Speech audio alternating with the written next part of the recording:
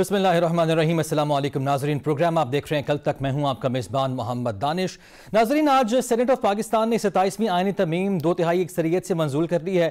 अब इस दौरान अपोजिशन जमातों ने शदीद शोर शराबा किया, एहतजाज किया। PTI के सेनेटर सैफुल्ला अब्रो और JUI के सेनेटर अहमद खान ने तरमीम के हक में वोट दिया है।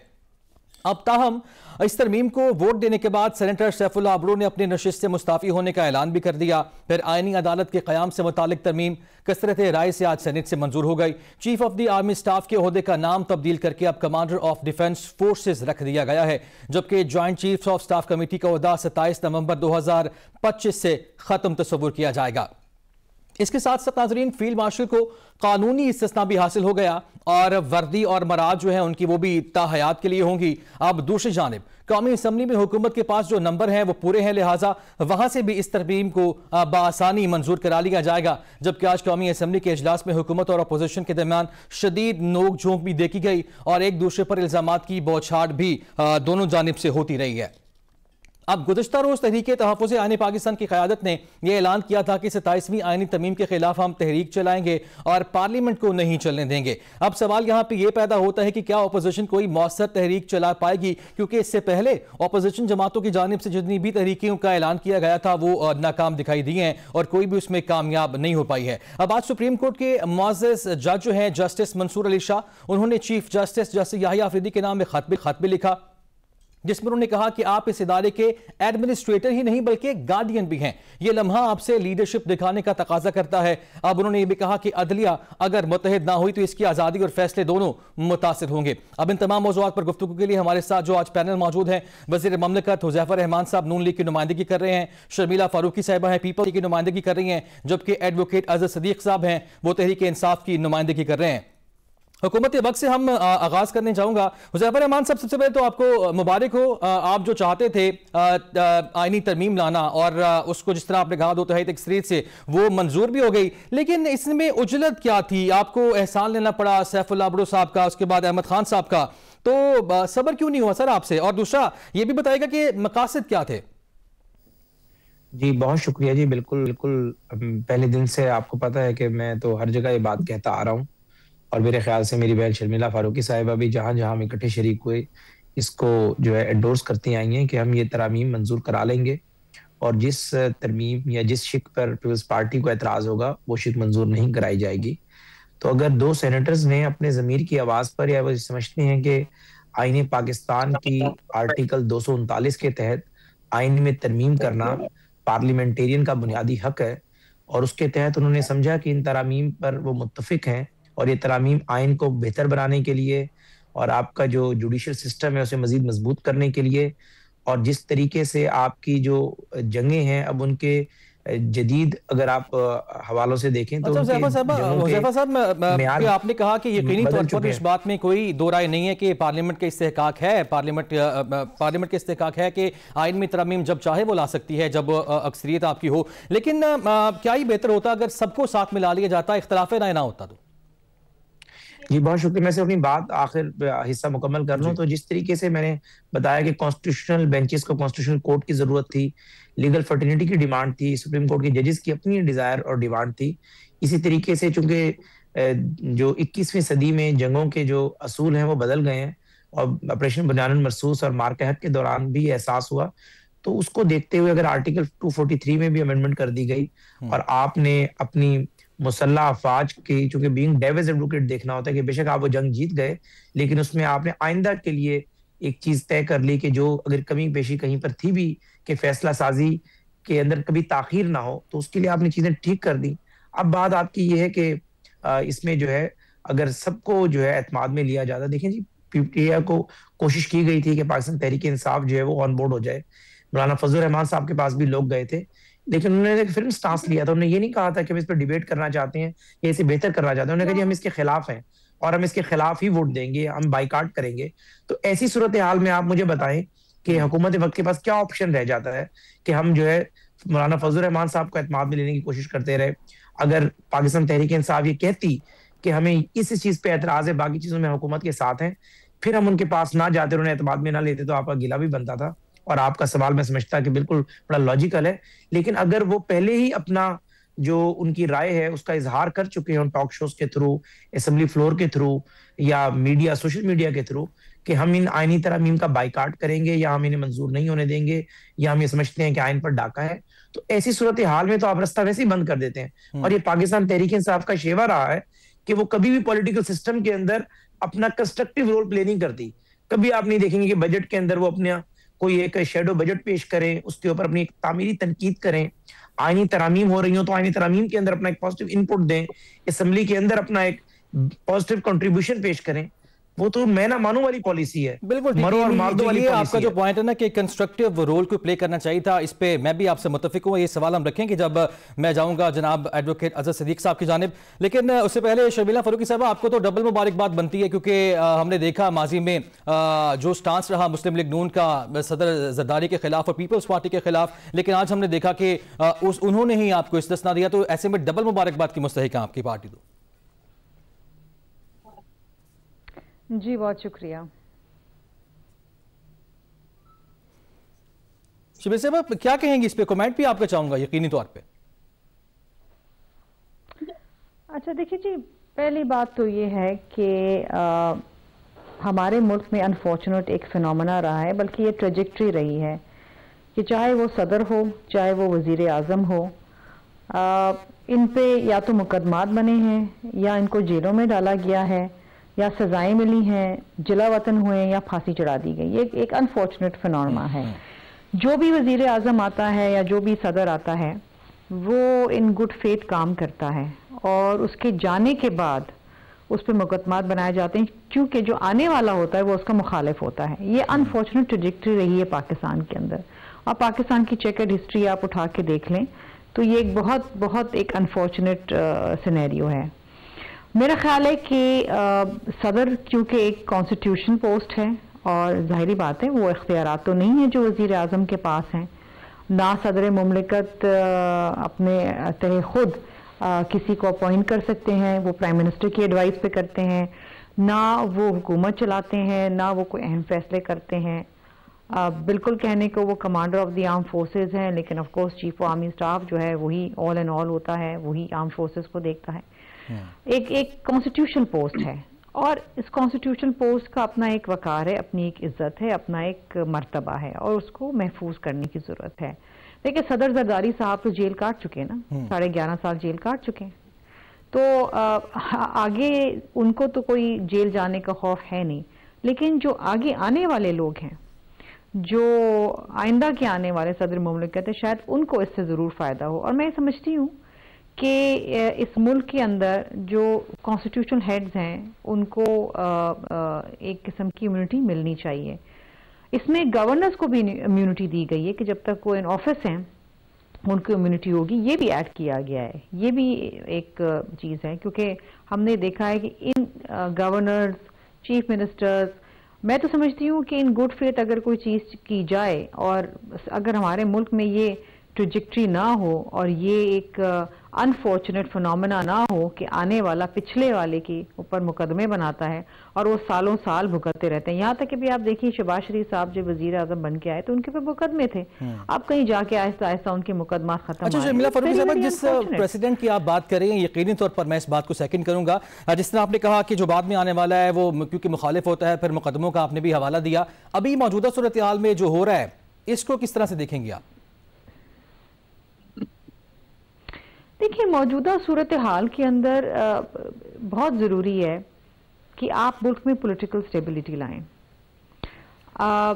हर शख्स, चाहे वो वजीर आजम हो, चाहे वो सदर हो, चाहे वो काबीना, वो अपनी टर्म पूरी करती है या नहीं करती। हमारे मुल्क में तो करते ही नहीं है ना। मुझे नहीं याद आज तक कोई वजीर आजम जो है जो उसने अपने 5 साल पूरे करे हों। गिलानी साहब I think was the longest serving prime minister, 4.5 साल उन्होंने किए, लेकिन वही 5 साल पूरे ना कर पाए। होना ये चाहिए कि इस मुल्क में अब ये अभाम किसी को नहीं होना चाहिए कि जी अब ये आया और अब ये गया। ये अनफॉर्चुनेट है, दुनिया भर में नहीं होता ये। बिल्कुल ठीक है। बहुत जो बड़े वॉलेटाइल मुल्क, जो बड़े वॉलेटाइल मुल्क होते हैं ना, जो वहाँ बहुत अनरेस्ट होता है, वहाँ ये होता है। पाकिस्तान अब ये अनरेस्ट अफोर्ड नहीं कर सकता। आप हमारी सरहदों का हाल देखें, एक तरफ इंडिया है, एक तरफ अफगानिस्तान है, इंडिया कहता है जी ये पॉज है, सीज फायर नहीं है, इसका मतलब ये कभी भी हमला कर सकता है। अफगानिस्तान इंडिया का प्रॉक्सी बना हुआ है। अफगानिस्तान की सरजमीन से पाकिस्तान के अंदर दहशतगर्दी हो रही है और वो इसके ऊपर किसी किस्म का खातिर खा रोकथाम करने के लिए तैयार नहीं है। इस्तांबुल की टॉक्स आपने देखा कि कुछ नतीजे खैर नहीं निकला। बिल्कुल ऐसी है वो जो मुज़ाकिरात थे वो नाकाम हुए। शमीर साहब आपका पॉइंट आ गया, मुझे अजहर सिद्दीक साहब की जानिब बढ़ना है, फिर वापस आपके पास मैं आऊंगा। अजहर सिद्दीक साहब, सर क्या मसला है आपको? और एक बड़ा एक वैलिड पॉइंट रेस किया गया हुज़ैफा रहमान साहब की जानिब से, जहां पे कंस्ट्रक्टिव आप कोई काम कर सकते हैं, अपना रोल प्ले कर सकते हैं, वहां पर नहीं करते। जहां पे देखें या इस्तीफों की बात करी जाए या इस्तीफे दे दिए जाते हैं या बाइकआउट कर दिया जाता है, तो कम से कम डायलॉग में तो शामिल हो ना आप लोग। और दूसरा, तरमीम पे क्या मसले हैं आपको? मैं बहुत शुक्रिया। कंस्ट्रक्टिव काम का कंस्ट्रक्टिव तरीका होता है। आप अंदाजा लगा लें, आखिरी दिन तक तो ये आईनी तरमीम किसी को पता ही कुछ नहीं थी। ड्राफ्ट कब आया आपका? पर कल या परसों आया गालिबन। श्री रहमान साहब को ड्राफ्ट दिया गया, उन्होंने ना लिया ना। और 23 Guinness book of world record में नाम आना है 26वीं तरमीम का भी और 27वीं तरमीम का भी। देखिए मैं वो मांगे दोहले की बात करता हूं कि पाकिस्तान पीपल्स पार्टी एक जमहूरी जमात है और वो कंस्ट्रक्टिव सोच रखती है। लेकिन दुख और अफसोस का मकाम ये है कि भुट्टो ने लिखा था अवाम का मंशूर, आज वो आइन है इक्तदार का मजदूर। 27वीं तरमीम ने चिराग बुझाया, जमहूर की दहलीज पर लौट आया दस्तूर। कहा था ये आइन अवाम की जुबान, अब बन गया है हुक्मे दरबार। 27वीं बाब में दफन हुआ भुट्टो का ख्वाब, अवाम का अरमान। मैं जुल्फकार अली भुट्टो साहब, मैं इमरान खान सबसे पहले मैं तो उनको लीडर ही उनको मानता था। हजरत कायद आज़म के बाद मेरी खास दिलचस्पी रही। मैंने जुल्फकार अली भुट्टो साहब का ट्रायल रिकॉर्ड सारा देखा। 1973 की आइन मैंने वो सारी पढ़ी है जी, पार्लियामेंट डिबेट पढ़ी, बहुत बड़ा कारनामा था। जुल्फकार अली भुट्टो साहब ने बड़ा सोच समझ के सुप्रीम कोर्ट का कॉन्सेप्ट दिया था। बरसीर में यही कॉन्सेप्ट है, यानी इसको अमेरिका के साथ कंपेयर करना वो तो बनता ही नहीं, वो बहुत आगे लोग हैं।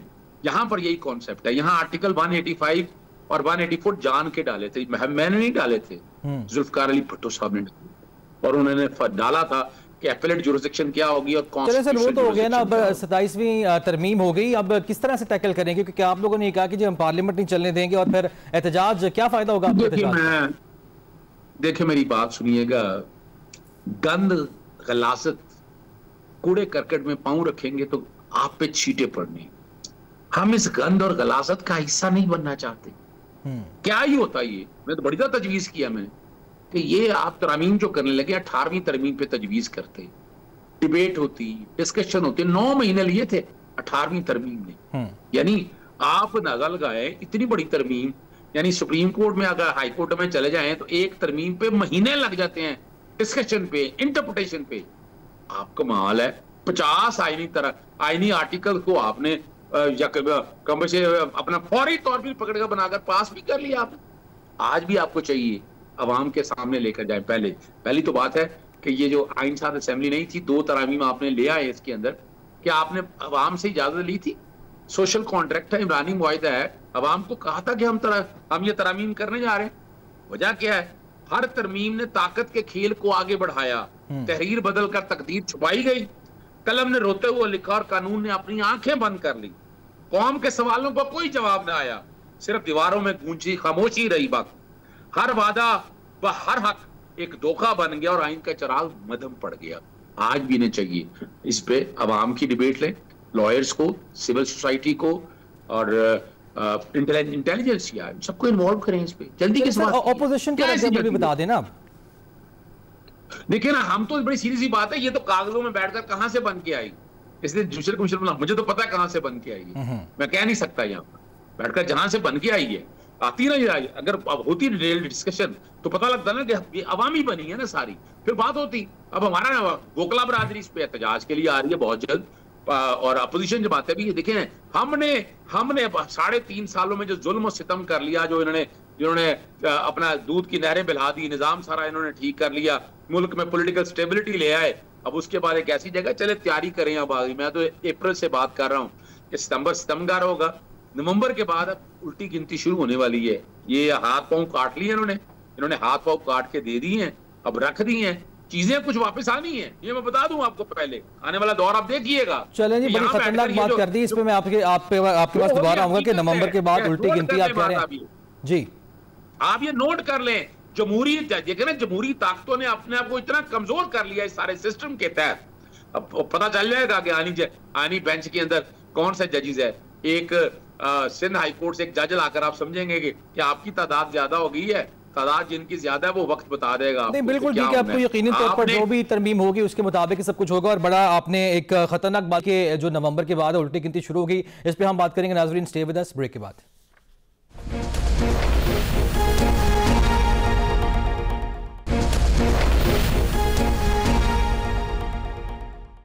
नाज़रीन 27वीं तरमीम की हम बात कर रहे हैं और ब्रेक से पहले हम बात कर रहे थे तो हज़रत सिद्दीक साहब ने एक पॉइंट रेज किया था कि नवंबर जो है वो सितंबर होगा। पहले उन्होंने सितंबर का हवाला दिया और ये कहा कि नवंबर में उल्टी गिनती जो है वो शुरू होने जा रही है। तो ऐसे में हुज़ैफा रहमान साहब आपकी जानिब में आऊँगा, उल्टी गिनती हज़रत सिद्दीक साहब फरमा रहे हैं आपके लिए खतरे की घंटी बता रहे हैं वो, अब मुझे इस बारे में मालूम नहीं है, लेकिन एक गुफ्तगू में पहले बड़ा वैलिड पॉइंट उन्होंने रेज किया कि जब 18वीं तरमीम का मामला आया था तो तकरीबन 1 साल उस पर बहस हुई थी, फिर जाके उसको टेकअप किया गया था। और दूसरा उन्होंने ये भी कहा कि आइन साज असेंबली नहीं है ये, इस पे क्या करेंगे आप? बहुत शुक्रिया जी, मैं हज़रत सिद्दीक साहब के तमाम पॉइंट्स पे रेस्पॉन्ड करूंगा और मेरी ख्वाहिश होगी पेशेंटली इनको सुन लें, क्योंकि मैंने पेशेंटली बड़ा सुना है। पहली बात तो यह है कि इस तरमीम पर वो कह रहे हैं हज़रत सिद्दीक साहब, 18वीं आईनी तरमीम 2010 में आई और 2008 के एंड में जनरल परवेज़ मुशर्रफ को पीपल्स पार्टी और हमने मिलकर फारिग किया और एक आमिर से जान छुड़ाई इस मुल्क की। 2009 और फिर 2010 में पूरी कौम जानती है कि बंदूक की शिस्त के ऊपर रख कर पीपल्स पार्टी और हमसे 18वीं आईनी तरमीम में कुछ शिकें शामिल कराई गई, जिसमें जजेस की तैनाती और बाकी सारी चीज़ें थी। और पीपल्स पार्टी और हम चाहते हुए भी ना आईनी कोर्ट बना सके और ना जजेस की तैनाती का अख्तियार जो है एक ऐसे कमीशन को सुपुर्द कर सके जिसमें सुप्रीम कोर्ट के जजेस भी हों, लीगल फर्टिनिटी भी हो, लेकिन साथ पार्लियामेंट की मुकम्मल नुमाइंदगी मौजूद है, जिसमें अपोजिशन के लोग भी हों और हुकूमत के लोग भी हों। तो हमने पिछले 15 साल जो है इस पर अर्करेजी की है पीपल्स पार्टी और हम इस दिन के इंतजार में थे कि कब हमें 2/3 मिले और हम ये जुडिशियल रिफॉर्म्स लेकर आए। और वो जुडिशियल रिफॉर्म्स हम लेकर आए, कोई नई चीज नहीं लेकर आए। जो चार्टर ऑफ डेमोक्रेसी में हमने लिखा था उसी को फिर हमने आज 15 साल बाद, यानी 2010 के बाद अगर आप देखें, और अगर 8 के बाद 17 साल बाद उस पर अमल दरामद किया है। बाकी तरामीम जो है वो जाहिर है, अगर जो एतराज सामने आ रहा है मुख्तलिफ हल्कों की जानिब से, वो ये सामने आ रहा है कि सुप्रीम कोर्ट की जो हैसियत उसको आपने खत्म कर दिया। मैं उसका भी जवाब आपको देता हूँ, बड़ा अहम सवाल आपने कर दिया, आज मैंने कहीं और भी इस पर बड़े डिटेल में जवाब दिया। दूसरा जो हमने ज़ाहिर इसमें तरामीम की हैं, वो जाहिर है अगर पाक भारत जंग ना छिड़ती और उसमें अल्लाह ने हमें फतह दी और कुछ लकूनाज हमारे सामने ना आते फैसला साजी के हवाले से कि मुस्तकबिल में हमें उसका नुकसान ना हो, तो शायद 243 भी अमेंड ना होता। अब बाकी जो बात रही, कहते हैं कि जी असेंबली जो है वो आईनी नहीं है, तो भी अगर आईनी असेंबली नहीं है तो आपके लोगों को तो पहले दिन इस्तीफा दे देना चाहिए था।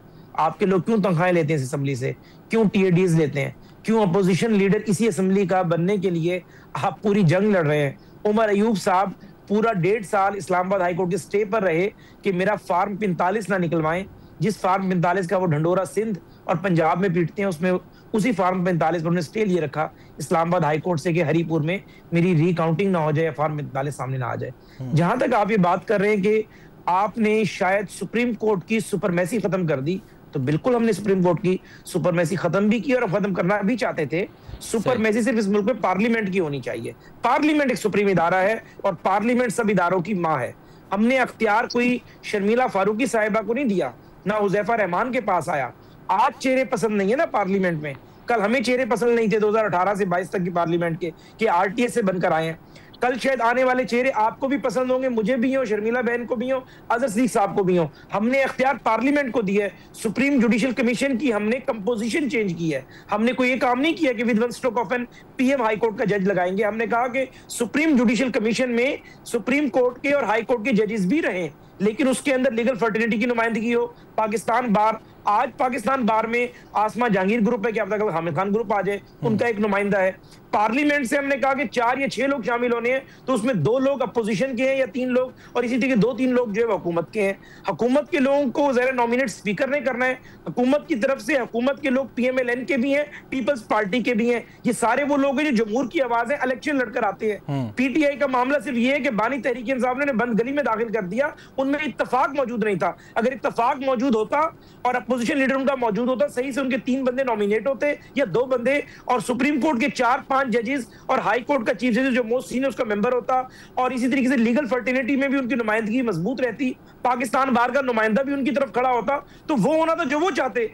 अब ये है कि पाकिस्तान बार का नुमाइंदा, अगर लोगों ने वोट दिए हैं एक ग्रुप को और उसका नुमाइंदा हुकूमत की साइड पर खड़ा हुआ है, हुकूमत के अपने मुझे ज़फ़र रहमान साहब मुझे ये बताइएगा, यकीनी तौर पर आप जो फरमा रहे हैं आपके नज़दीक बिल्कुल ठीक है, लेकिन अभी जो हमारा अदालती निज़ाम है 130वें नंबर पे है। अगर बात आपकी मान ली जाए कि मामला को ठीक करने के लिए इक़दाम आपने किए हैं और आपने इख्तियार पार्लियामेंट को दिया है, तो ये नंबर हम कब तक उम्मीद रखें कि फिर नीचे आएगा? ये जी बहुत शुक्रिया। मैं तो ये चाहता हूं कि मेरा पॉइंट ऑफ व्यू मेरे नुक्ते नजर से ठीक ना हो, बल्कि मैं अपने भाई आपको भी कन्विंस कर सकूं और आपके व्यूअर को भी कन्विंस कर सकूं, सब मेरे नुक्ते नजर को ठीक कहें। पहली बात तो ये कि हमने पहला काम कर लिया। ये हमेशा ये कहते हैं कि जी कॉन्स्टिट्यूशनल कोर्ट की जरूरत नहीं थी, केसेस जो है वो 3% है या 5% है। बिल्कुल ठीक है सर, पॉइंट आपका आ गया। अब मैं मुकम्मल कर रहा हूं, 1.5 लाख में से मुझे 1 मिनट दे दें, शर्मिला फारूकी साहब का 1 मिनट कम कर दीजिएगा, मेरी बहन है वो माइंड नहीं करेंगी। 1.5 लाख में से अगर आप हमारे 500 केसेस हैं कॉन्स्टिट्यूशनल कोर्ट के, तो भाई वो 500 केसेस महीने के 30 दिन है, वर्किंग डेज 22 है, 15-15 दिन आपका एक केस ले जाता है। तो इसलिए हमने आपकी जो क्रिमिनल जस्टिस सिस्टम है उसको मजबूत करने के लिए सर पॉइंट आपका आ गया। अगला हमारा आखिरी 30 सेकंड, अगला जो हमारा निशाना होगा वो आपकी लोअर जुडिशरी हाई कोर्ट्स होंगी, जहां हम चेक करेंगे कि वाकई CRPC और क्रिमिनल प्रोसीजर कोड और सिविल प्रोसीजर कोड के मुताबिक क्या ये स्पीडी ट्रायल कर रहे हैं। यानी फैसल रोडक साहब साथ-साथ 28वीं तरमीम का आप भी कह रहे हैं। सर ठीक है, आपका पॉइंट आ गया। शर्मिला साहब आपकी जानिब आऊंगा, जो नुकता आपने भी पहले उठाया था अदालती मामलात का, और सवाल मेरा ये बड़ा बेसिक सा कि विफाकी आईनी अदालत का क़याम जो आपने अभी हुज़ैफा साहब ने भी जिक्र किया कि जो आपका एक मुआहिदा था उसमें भी इसका जिक्र था, तो इससे मामला जुडिशरी के बेहतर होंगे फिर? देखिए जी, अगर डेडिकेटेड कोर्ट्स हों केसेस के हवाले से, तो डेफिनेटली जो एक बोझ होता है जो एक ही अदालत में तमाम मुकदमा चलाने का होता है, वो डेफिनेटली कम होगा। जब आप बांट देते हैं ना चीज़ें, तो फिर डेफिनेटली उसमें बेहतरी आती है। जब हमने फेडरल शरीयत कोर्ट बनाया था तो उसका मकसद ये था कि तमाम शरीयत के मामलात वहाँ पर जाएं। जब एंटी टेररिस्ट कोड बना तो उसका मतलब था कि सारे टेररिस्ट रिलेटेड मुकदमा जो हैं वहाँ पर जाएं। फैमिली कोर्ट में फैमिली के मामलात जाते हैं।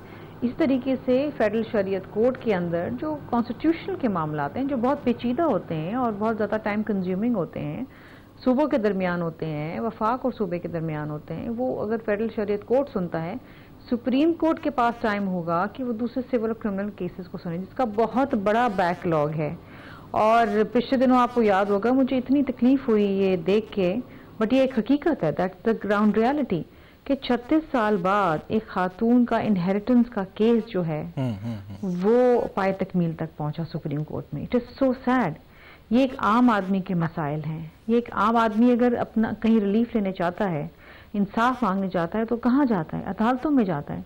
और अगर 20-20, 25-25, 30-30 साल वहाँ पर लग जाएं, लाइन ड्रॉप हो गई है। बिल्कुल ठीक है। नहीं, आप ये फरमा रही हैं कि जो आईनी अदालती मामलात हैं अवाम उससे यकीनी तौर पर मुतासर होते थे और उन्हें यकीनी तौर पर बेहतरी आएगी। इस पर हम टेक लेंगे अज़हर सिद्दीक साहब का, लेकिन ब्रेक की जाने बढ़ना, ब्रेक से वापस आएंगे। तो अज़हर सिद्दीक साहब आपकी जानिब मांगूंगा, स्टे विद अस नाज़रीन।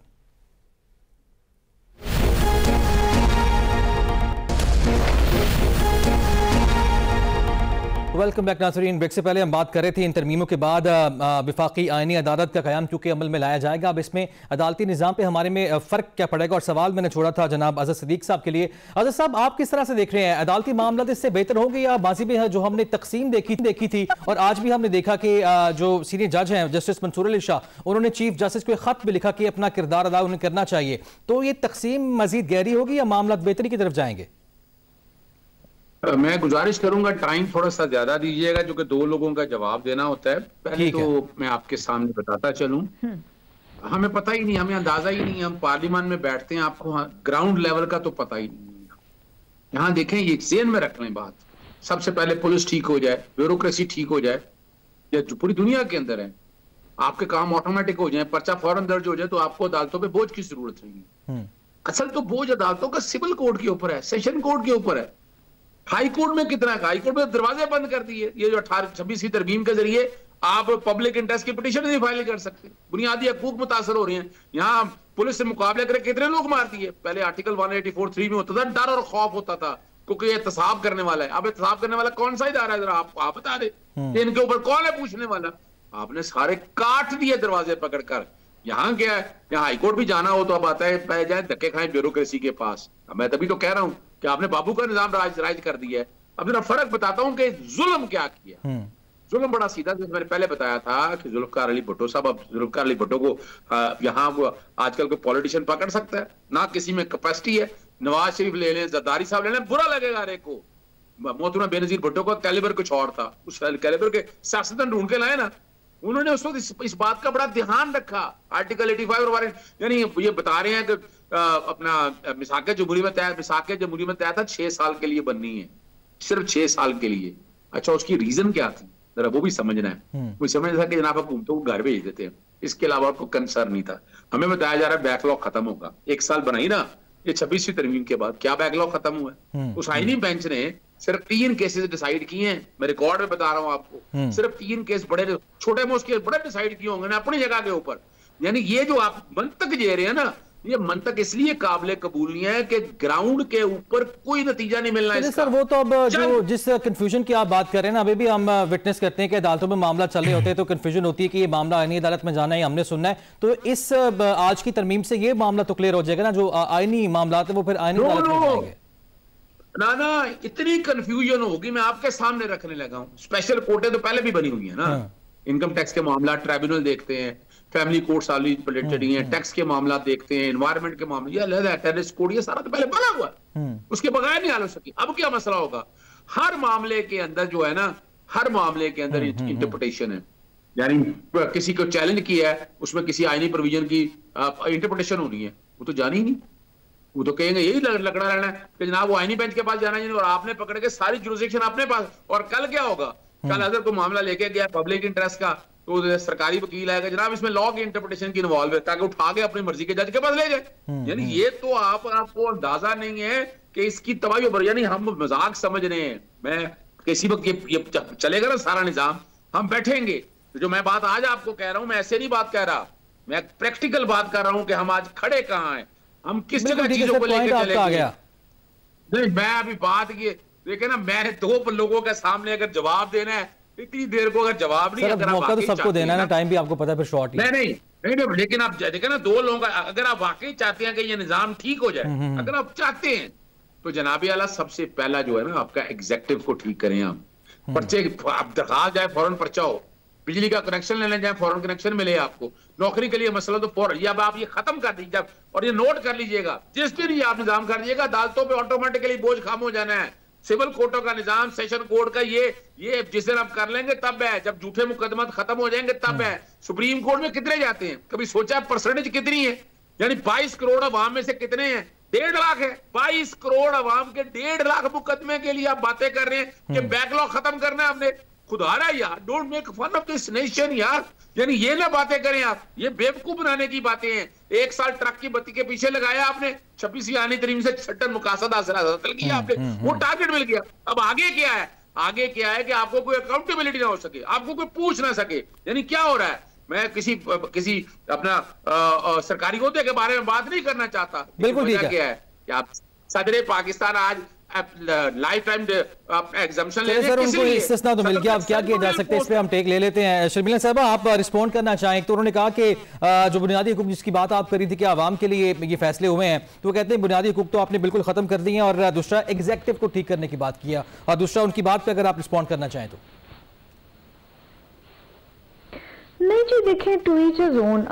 पीटीआई हमेशा नेगेटिव सोचती आ रही है, उनका कोई खातिर खा कॉन्ट्रीब्यूशन है भी नहीं। कमेटी भी उन्होंने बाइकआउट करी जहां पर वो बैठ के इस तरमीम के ऊपर बात कर सकते थे।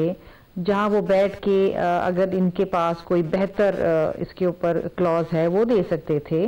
जो कमेटीज बहुत इंपॉर्टेंट होती हैं, 2 दिन कमेटीज ने इसके ऊपर डिलिबरेट किया, लेकिन ऑपोजिशन ने बाइकआउट किया। और ये मैं समझती हूँ कि ये इंतहाई अफसोसनाक बात है, क्योंकि ऑपोजिशन का ऐसे मामलों के ऊपर अपनी राय देना बहुत जरूरी है, ये इनकी जिम्मेदारी है, दिस इज द जॉब। इसका मतलब ये है, ये मुफ्त की तनख्वाह ले रहे हैं, पर्क्स एंड प्रिविलेजेस ले रहे हैं, लेकिन वो काम नहीं कर रहे जो इनको करना चाहिए।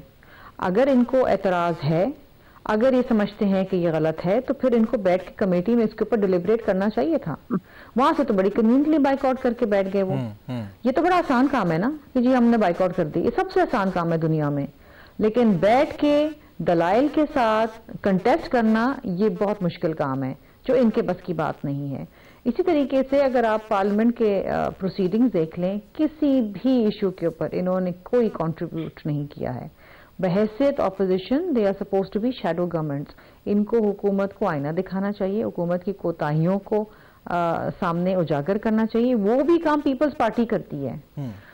27वीं आईनी तरमीम में तो बहुत कुछ था, सूबों के इख्तियारात वापस लिए जा रहे थे, NSC अवार्ड के अंदर उनका शेयर कट किया जा रहा था, ये तो पीपल्स पार्टी ने रिजेक्ट किया है।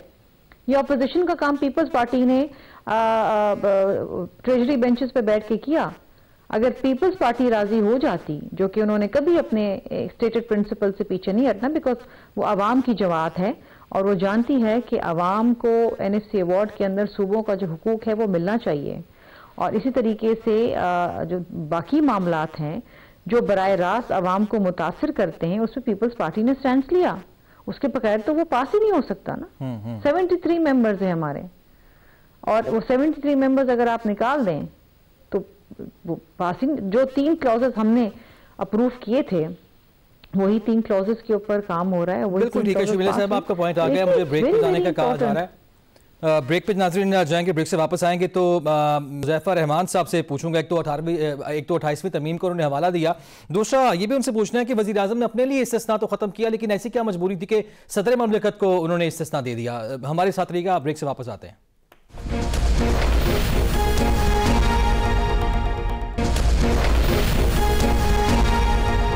वेलकम बैक नाज़रीन। ब्रेक से पहले हम बात कर रहे थे जो आने वाली 28वीं तरमीम है जिसका तज़किरा बड़ा कर रहे हैं फैसल वोहरा साहब। आज हुज़ैफ़ा रहमान साहब ने भी उस तरह का कोई हवाला दिया। हुज़ैफ़ा साहब, एक तो ये कंफर्म कीजिएगा कि क्या 28वीं यानी 27वीं के बाद एक और तरमीम आने जा रही है, लेकिन उससे पहले मुझे ये भी बताइएगा कि ऐसी क्या मजबूरी थी कि वज़ीर आज़म शहबाज शरीफ ने अपने लिए तो खुद को तो वो समझते हैं कि एहतसाब के काबिल अवामी नुमाइंदे हैं, लेकिन सदर ममलिकत के लिए उनकी ये राय क्यों नहीं है? जी बहुत शुक्रिया जी। पहली बात तो ये है कि 28वीं यानी तरमीम के हवाले से कोई ऐसी चीज अभी सामने नहीं है, लेकिन ये जरूर है कि जो हसास मामलात थे यानी जुडिशियल रिफॉर्म्स के हवाले से या कुछ और चीजें थी, उस हवाले से पहले 26वीं यानी तरमीम आई, आज 27वीं यानी तरमीम आ गई है। लेकिन 28वीं यानी तरमीम जरूरी है। कुछ और इश्यूज है, हेल्थ है, एजुकेशन है, आबादी के मामलात हैं, जिसके ऊपर हम समझते हैं कि बहुत सैर हासिल एक लंबी जो है वो चारों सूबों के साथ यानी आनी जरूर है, ये आप कंफर्म कर रहे हैं। और अगर चारों सूबे जी और अगर चारों सूबे नहीं, अगर चारों सूबे उस पर मुत्तफिक होंगे तो फिर जाहिर उसको हम लेकर आएंगे। लेकिन जो बात मैंने क्रिमिनल सुने नहीं, देखिए एक लंबा जब आपस में नेगोशिएशन प्रोसेस होगा, आपस में डिबेट होगी, अर्करेजी होगी, तो शायद हम किसी नुक्ते पे हम पहुंच जाएंगे। ये हमारे प्रोग्राम के आगाज में यही सवाल पूछा था। देखिए तरमीम आईनी तरमीम लाना पार्लियामेंट के इस्तेहकाक है, लेकिन जो आप अभी बात कर रहे हैं यही मैंने सवाल किया था, लेकिन इस बार इस तरह नहीं हुआ। 27वीं तरमीम पे इत्तेफाक है जिसकी अभी आप बात कर रहे हैं, वही बता रहा हूँ या नहीं इत्तेफाक। हाँ वही मैं अर्ज कर रहा हूँ, बड़ा अच्छा आपने मुझे पकड़ा। पहली बात तो ये है कि मैंने अर्ज ये की कि हम पिछले 15 साल से इन चीजों पर एक नुक्ते पर पहुंचे हुए थे ऑलरेडी, इसलिए उस पर लंबी डिबेट नहीं करना पड़ी। पीपल्स पार्टी भी जो अपनी सीसी में गई तो उन्होंने इन नुक्तों को फौरन इंडोर्स कर दिया। चलिए सर, इसमें आपका पॉइंट आ गया। मुझे आपसे जानना ये है कि जो इस्तिस्ना का फैसला वज़ीर आज़म शहबाज शरीफ ने अपने लिए वापस लिया, वैसा उन्होंने सदर के लिए इसलिए वापस लिया।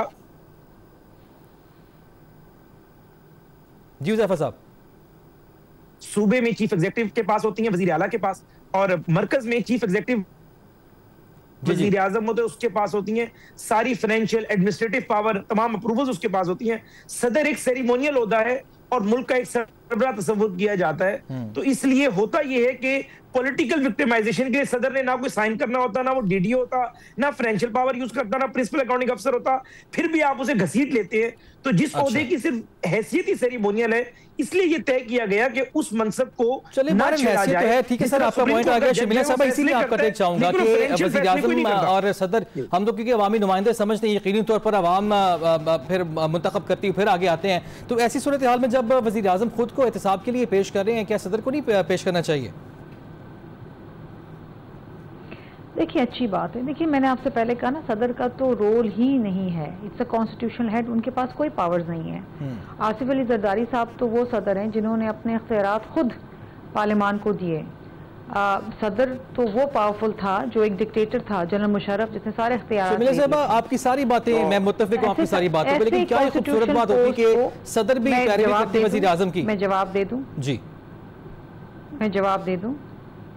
जहाँ तक वज़ीर आज़म का ताल्लुक है, अच्छी बात है कि वो कहते हैं कि जी उनको आवाम के सामने पेश होना है, अच्छी बात है, इट्स गुड। लेकिन मैं दोबारा अपनी वो बात दोहराऊंगी कि देखिए कितना मुश्किल है इस मुल्क के अंदर अपना ओहदा संभालना और ओहदे के बाद इज्जत से अपने घर जाना और फिर इज्जत की ज़िंदगी गुजारना। हमारे मुल्क में तो ये एक बहुत बड़ी नॉवल्टी है, क्योंकि आने वाला सियासी मुकदमा बना के या तो आपको अदालतों में घसीटता है, या जेल में बंद कर देता है, या फांसी चढ़ा देता है। ऐसे मुल्क के अंदर तो मैं समझती हूँ कि अगर इम्यूनिटी ना हो तो किसी का भी फंक्शन करना बहुत मुश्किल है। बिल्कुल ठीक है मैम, पॉइंट आपका आ गया। अजहर सिद्दीक साहब, आपसे भी फाइनल, क्योंकि टाइम शॉर्ट है, 27वीं तरमीम की हम बात कर रहे हैं, जिसपे आप और पूरी जो अपोजिशन है उसकी चीखें में सुनाई दे रही हैं, जिस तरह माजी में जो अब की हुकूमत है वो अपोजिशन थी, तो इस सारी सूरत हाल में 28वीं तरमीम लाने का भी इंदिया दिया गया इस पे, तो फिर आप 27वीं को तो छोड़ ही दें। अच्छा देखिए, मैं बताऊं आपको, फैसल वाडा साहब का किस सियासी जमात से ताल्लुक है? हुकूमत तो वो चला रहे हैं ना।